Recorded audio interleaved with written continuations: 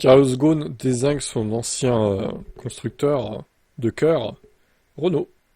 Carlos Ghosn, ancien chef emblématique de l'alliance Renault-Nissan, dépeint un groupe Renault en pleine régression. Il a pas honte de lui, de s'afficher. Alors, j'aime bien parce qu'il est interviewé par BFM, il est toujours recherché par Interpol. C'est un truc de ouf, quoi. What the fuck? Donc BFM, au passage, ils interviewent un mec recherché par Interpol. Je trouve ça extraordinaire. Et l'autre, il s'affiche à la télé au calme, quoi. Ghosn a décoché ses meilleures flèches à l'encontre du constructeur français avec une jubilation à peine dissimulée. Bah écoutez, attendez, on va écouter, hein, tout simplement. L'interview. Combien de temps ça dure, ce truc? 5 minutes. Le parquet de Nanterre a émis 2 mandats d'arrêt contre vous pour 2 chefs d'inculpation, abus de bien social, c'était pour la fête organisée à Versailles et payée par Renault, et détournement et blanchiment pour avoir utilisé Renault, une filiale à Oman, pour détourner de l'argent à des fins privées. Est-ce qu'on vous reverra un jour en France, Carlos Ghosn? Est-ce que vous seriez prêt à assister à votre propre procès? Oui, alors écoutez, premièrement, comme vous le savez, ma situation est effectivement assez particulière, puisque quand j'ai quitté le Japon, fuyant un système franchement médiéval de justice, je ne peux même pas l'appeler un système de justice, et que je suis arrivé au Liban, le Japon, par l'intermédiaire d'Interpol, m'a interdit de sortir du Liban. Ils ont donc sorti une notice rouge. Alors ce qui est assez intéressant, c'est que la justice française, et notamment le parquet de Nanterre, est venu m'interroger au Liban. Très bien, ils ont toutes les questions, ils sont repartis, et après ils m'ont convoqué en France. Alors, j'ai dit, attendez, mais je ne peux pas aller en France puisque j'ai une notice rouge du Japon. La qualité sonore est mauvaise, au passage. Envoyée par Interpol. Et parce que je n'ai pas pu me rendre en France, pour des raisons que je suis expliqué, ils m'ont mis un mandat d'arrêt. Donc, le mandat d'arrêt, il n'est pas dû à quoi que ce soit d'autre que celui du fait que la justice française ne reconnaît pas le fait que je suis bloqué au Liban. Je peux pas en France. Ça, c'est le premier élément. Deuxièmement, ce qu'il faut que vous sachiez, c'est que l'instruction de Nanterre se déroule sans moi. Je n'ai pas accès au dossier, puisque je n'ai pas pu me rendre aux soi-disant convocations que le juge d'instruction m'a demandé de faire, en ignorant complètement la notice rouge japonaise. Enfin, c'est vraiment kafkaïen comme situation. Donc aujourd'hui, je ne sais même pas quelles sont les accusations que j'ai dans le dossier. Ça fait 5 ans que ça dure. 5 ans que ça dure. Je suis en dehors, je dépense des courants de rien. L'instruction continue, elle peut durer, il n'y a pas de limite compris à l'instruction. Voilà, vous n'avez pas accès au dossier. En tout cas, vous n'avez aucune... Mathieu. À Paris, M. Ghosn, le parquet national financier, a requis en revanche un procès dans le volet de l'affaire concernant Rachida Dati. Est-ce que vous souhaitez ce procès? Comment ferez-vous pour vous défendre? Qu'est-ce que vous pouvez demander à la France pour vous aider à vous défendre?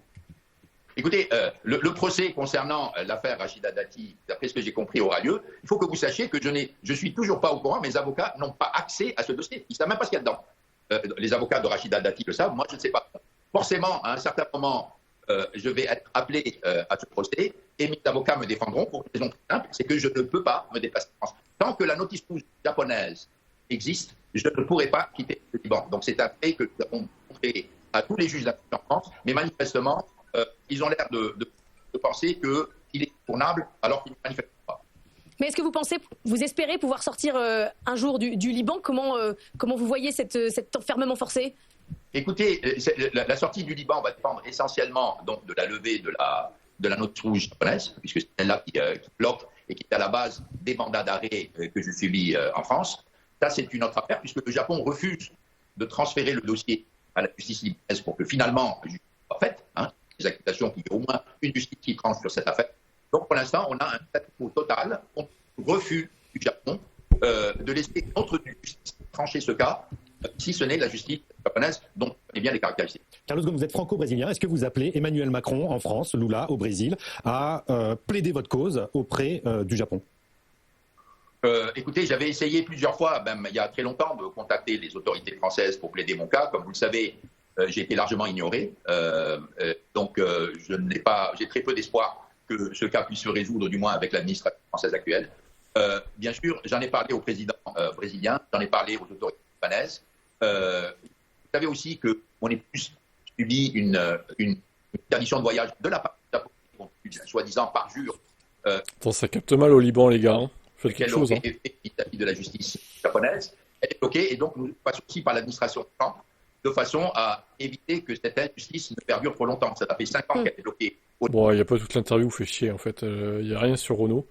On va lire du coup. Renault est redevenu ce qu'il était avant 99, c'est-à-dire un petit constructeur européen, bien managé dans ce cadre-là, mais sans envergure mondiale. A-t-il asséné avec un sourire presque carnassier. Les résultats financiers de 2024 honorables, mais loin des attentes d'antan, des standards d'antan. Un chiffre d'affaires en berne, des profits anémiques, une capitalisation boursière réduite de moitié, autant de signes qui permettent à Ghosn de tirer sur l'ambulance tout en adressant un compliment presque condescendant à Luca de Meo, actuel directeur général, pour sa gestion d'un petit Renault. Quant à la fin de l'alliance Renault-Nissan, Ghosn a balayé l'affaire d'un revers de main. Cette situation était prévisible dès 2020. Selon lui, Renault doit impérativement tisser des alliances sérieuses pour survivre sur un marché mondial dominé par la Chine, les États-Unis et, dans une moindre mesure, l'Europe. Sans présence sur les deux premiers, Ghosn voit l'avenir de la marque comme précaire. Fidèle à son style provocateur, il n'a pas manqué de pointer du doigt l'exemple de BYD. BYD en 2006-2007 ne vendait pas une voiture, il ne produisait pas une voiture, c'était un fabricant de batteries. Depuis, ils ont eu une croissance extraordinaire grâce notamment aux voitures électriques. Aujourd'hui, ils vendent 4 millions de voitures.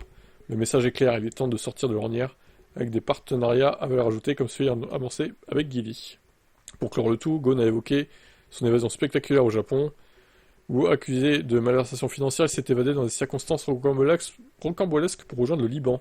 Selon lui, cette affaire n'était rien d'autre qu'un complot orchestré par des dirigeants de Nissan hostiles à des projets de fusion avec Fiat Chrysler. Visiblement, Ghosn n'a pas dit son dernier mot. Sa vengeance se savoure froide devant les déboires de Renault. Ok, bon. Il y va pas avec le dos de la cuillère, hein, le Carlos. Sa situation elle est bizarre, lui, quand même. Hein. Je sais pas comment ça va évoluer, mais bon.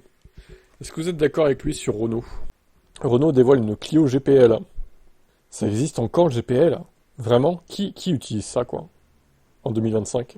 Un gros événement se prépare chez Renault, l'arrivée de la 6ème Clio. Si la marque a été très occupée par le lancement de ses nouveaux véhicules électriques, elle n'a pas oublié son best-seller qui restera au catalogue pour proposer une offre thermique ou hybride. La Clio 6 devrait être dévoilée à la rentrée. Et pourquoi ils font pas une Clio EV aussi?